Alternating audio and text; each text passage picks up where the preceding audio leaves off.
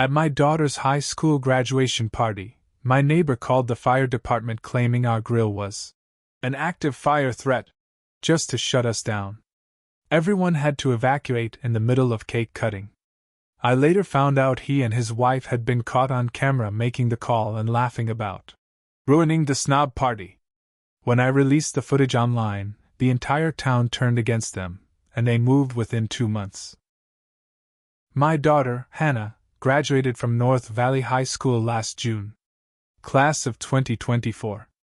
4.2 GPA, captain of the swim team, part-time job, volunteer work, you name it, she did it.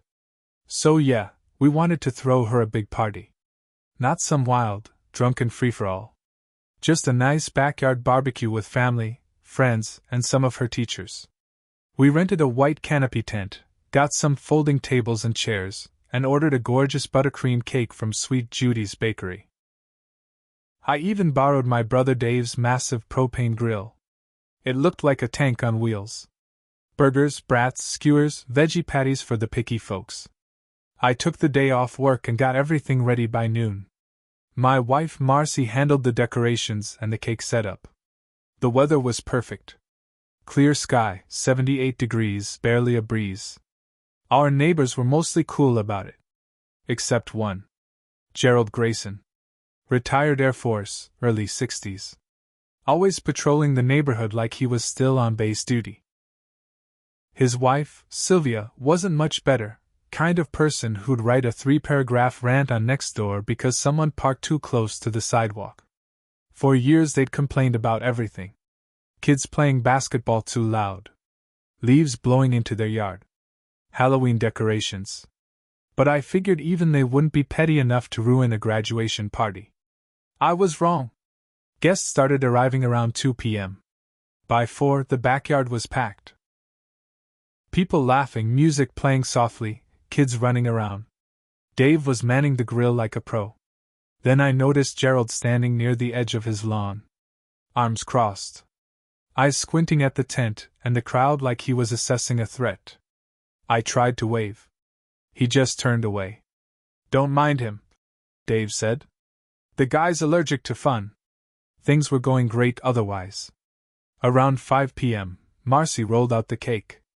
It was huge, 3 layers, light blue and white frosting with "Congratulations, Hannah" written in silver letters.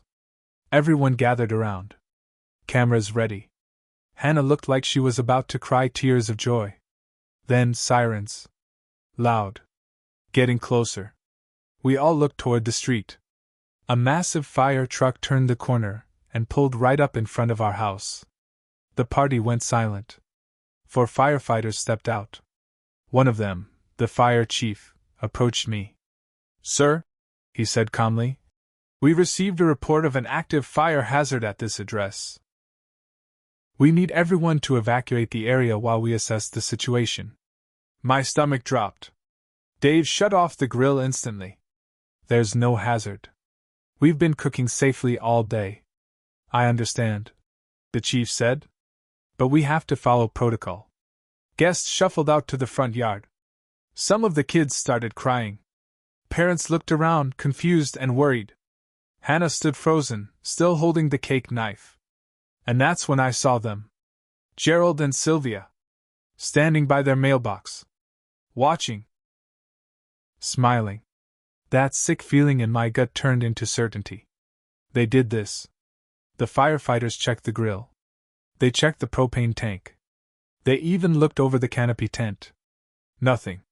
Not a single violation. "We'll have to write this up as a false report," the chief said, apologetic. "You're clear." The party was already ruined. People were leaving. Hannah's big moment had been stolen. She went inside, tears running down her face. Marcy tried to comfort her. I just stood in the backyard, fists clenched, staring at Gerald. Dave walked up beside me. "You know he called it in." "I know," I said. "But knowing and proving are 2 different things." Until I remembered the cameras. 3 weeks before, after some car break-ins, I'd installed 2 security cameras on my property. One facing the backyard and side yard. The other pointing toward the street. I pulled up the footage on my phone. There they were. 3:57 p.m. Gerald and Sylvia standing between their shrubs. Gerald holding his phone, speaking into it. Sylvia giggling like a schoolgirl. Then she said loud and clear, "That'll ruin their little snob party." I watched it 3 times just to make sure I wasn't imagining it. No doubt. No question. Gotcha. That night, after Marcy and I calmed Hannah down, I uploaded the video clip to Littleton Living, our neighborhood Facebook group. No caption. No angry rant. Just, "To everyone who attended Hannah's graduation party today, this is why the fire department showed up." By the next morning, the post had blown up. Comments flooded in. Parents. Neighbors. Even teachers. Apparently, the Graysons had a long history of crap like this. Filing noise complaints. Calling parking enforcement. Reporting people to the HOA for the smallest things. People were done with them. By the second day, someone had shared the video to TikTok. A user added the caption, "Karen and Ken ruin graduation party, get exposed." 10,000 views. Then 50,000. Then over 200,000. Gerald tried to defend himself in the Facebook group.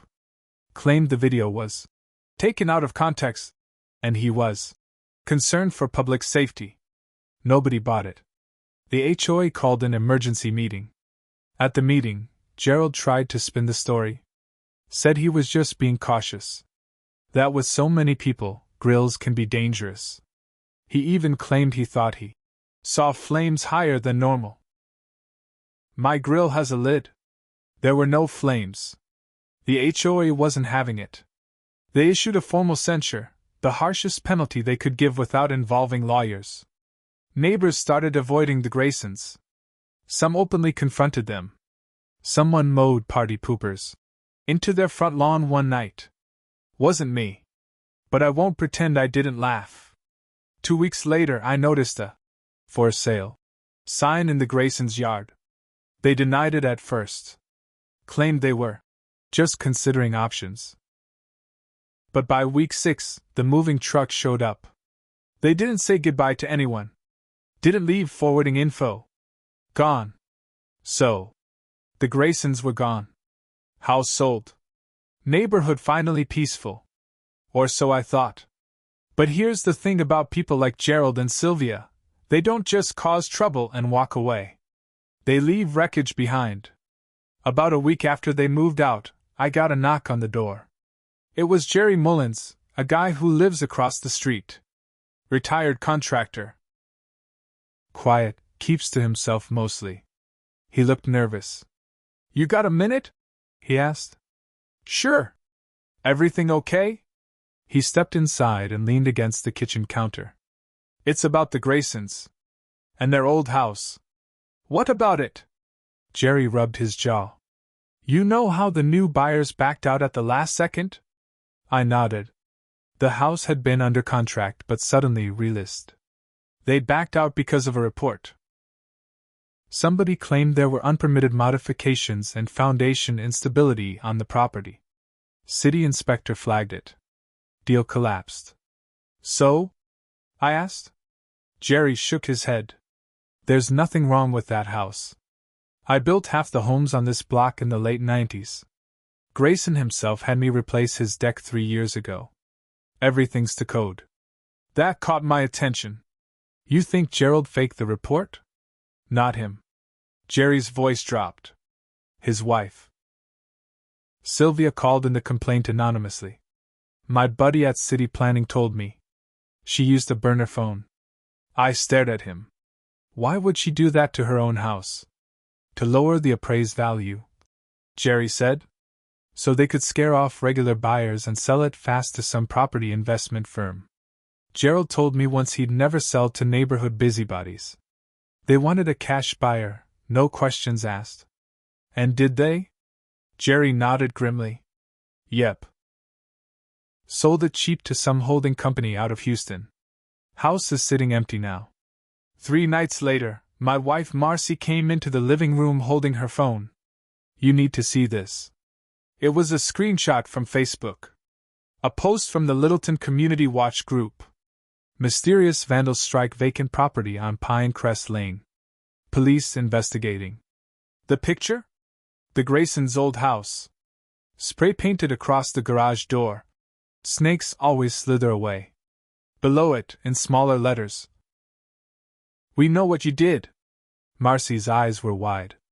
Did you? No, I said quickly. Not me. I checked the security footage just to be sure. Nobody from our family left the house that night. Whoever did it wasn't working alone.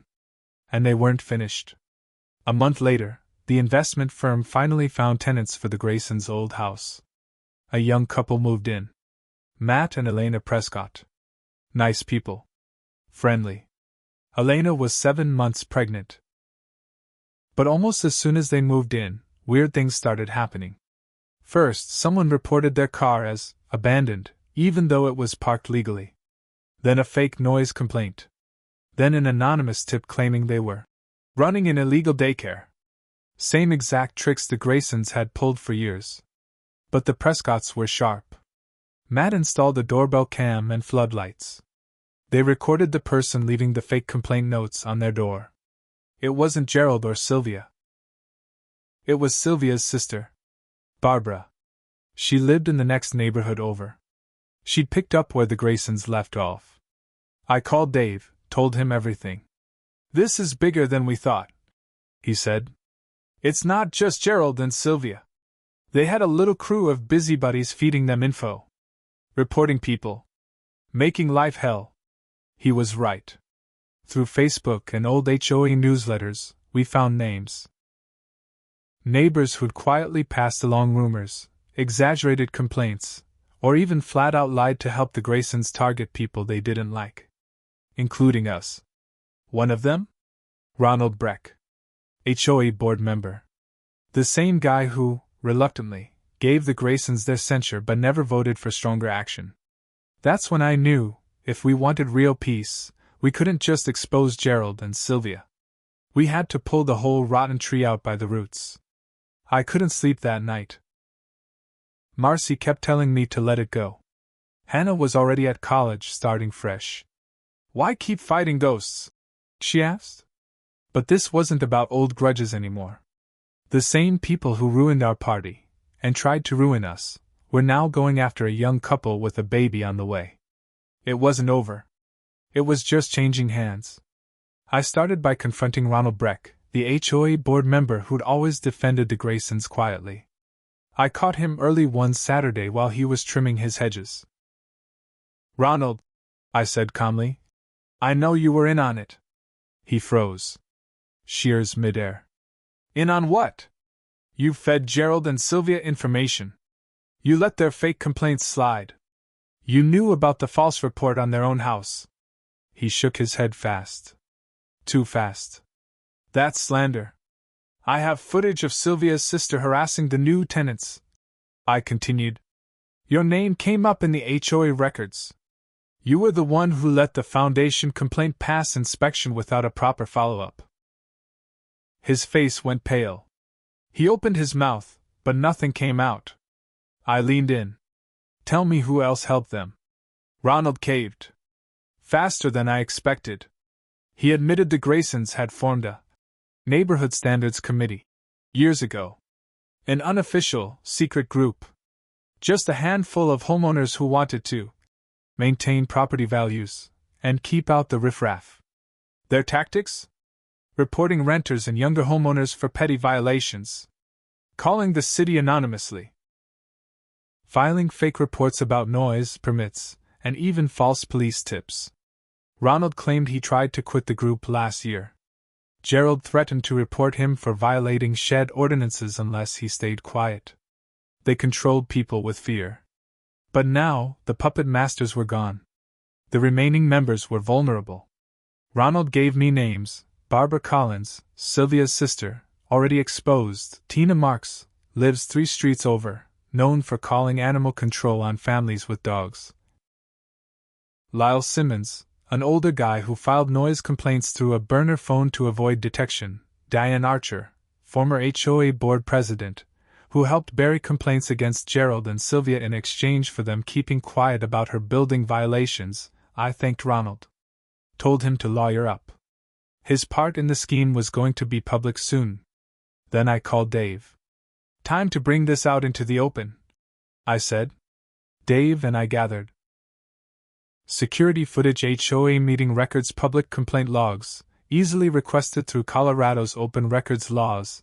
The city inspector's report that contradicted Sylvia's false foundation claimed the video of Barbara harassing the Prescotts. Then we contacted the Littleton Post, our local paper. I explained everything to their community reporter, Jenna. She'd already heard rumors after the graduation party incident but never had proof. Now she did. 3 days later, the headline hit. Neighborhood Watch or Neighborhood Bullying. Secret Group Exposed in Pine Crest HOA Scandal. The article detailed the whole scheme. No speculation. Just facts. Documents. Footage. Quotes from the Prescotts, and even other neighbors who had been targeted but never spoke out until now. Jenna kept the names anonymous at first. But everyone in the neighborhood knew who they were. The HOA called an emergency session. This time, not just board members. The whole neighborhood was invited. It was packed. Matt and Elena Prescott spoke first. Calm. Poised. They shared what they'd been through since moving in. Elena got emotional describing the fear of raising a newborn in a place where strangers tried to drive them out. Then others stood up. Families who'd been fined unfairly. Renters who were threatened with bogus complaints. Even a teacher from Hannah's old high school admitted he stopped attending neighborhood events because of harassment. When the list of names came out, people were livid. Ronald resigned on the spot. Barbara was served with a restraining order by the Prescotts. Tina and Lyle lawyered up but got hammered with multiple civil complaints. Diane Archer? She tried to deny everything. But when the reporter Jenna showed video clips from past HOA meetings where Diane openly mocked low-income newcomers, even her allies abandoned her. They were watching from afar. I know this because Gerald tried to message me. On Facebook. His message said, "You've gone too far. You've made enemies you can't see." I stared at the message for a while. Then I screenshotted it. And sent it to Jenna. When I got Gerald's message, "You've made enemies you can't see," I didn't feel fear. I felt confirmation. He was still watching. Still trying to control things. And he'd made a big mistake by reaching out. Dave and I weren't done digging. He started running background checks on property records and phone complaints. His buddy Todd, works IT at a Denver law firm, helped trace some of the burner numbers used for anonymous HOA complaints. One number stood out. It was used not just in Littleton, but in Arvada and Lakewood, 2 other suburbs where there'd been similar fake reports over the past few years. All linked to properties recently sold by a single realtor. Name? Sylvia Grayson's cousin. This wasn't just a neighborhood power trip anymore.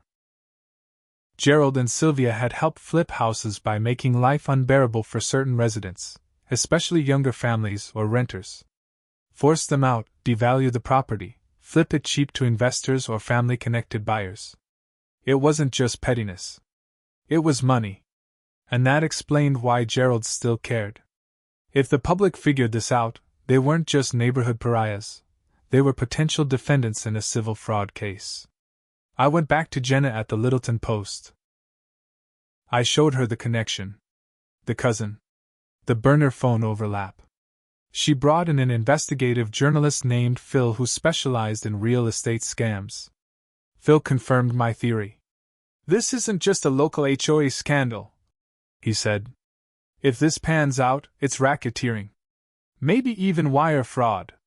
I agreed to give him full access to our files. He started building a timeline, tracking every property sold near Littleton where the Graysons or their standards committee members had involvement, or had filed complaints before a sale. The number? 9 properties over 7 years. Suddenly, the story wasn't just neighbors from hell. It was organized harassment for profit. But we needed more. We needed someone from the inside. That's when Ronald, the former HOA board member who first spilled names, contacted me again. He was ready to testify. Not because he felt guilty, though he should have, but because Gerald had tried to throw him under the bus in a follow-up message to the HOA. Any further legal action should focus on the decisions made by Mr. Ronald Breck, who acted without full board approval. Gerald was sacrificing his own ally to save himself. Ronald wasn't having it. He gave Jenna and Phil access to email chains. Real emails between him, Gerald, Sylvia, and other standards committee members. Discussions about who to target. How to phrase complaints. Even one where Gerald joked, "Make the renters' lives so miserable they'll run before the next snow." We had the smoking gun. By late October, the Littleton Post dropped the follow-up. Flipping Fear: How a Neighborhood Committee Weaponized HOA Rules and Forced Families Out for Profit. It hit Denver 7 News the next morning. Talk radio picked it up by noon. By the weekend, the Colorado Attorney General's office announced they were reviewing the matter for potential violations of state and federal law. And Gerald? His Facebook vanished. His LinkedIn vanished. No response. Total radio silence.